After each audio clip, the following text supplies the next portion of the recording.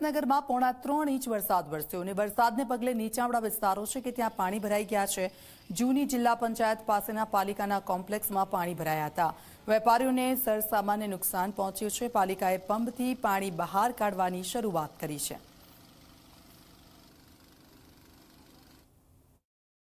ભારે વરસાદની આગાહી વચ્ચે આજે ગાજવીજ સાથે સાબરકાંઠા જિલ્લાના પ્રાંતિજ, હિંમતનગર અને તલોદમાં વરસાદ વરસ્યો છે। પ્રાંતિજમાં 2 કલાકમાં 5.25 ઇંચ જેટલો વરસાદ વરસ્યો છે, તો બીજી તરફ હિંમતનગરમાં પોણા 3 ઇંચ જેટલો વરસાદ નોંધ્યો છે, તો તલોદમાં પણ પોણા 3 ઇંચ જેટલો વરસાદ નોંધાયો છે।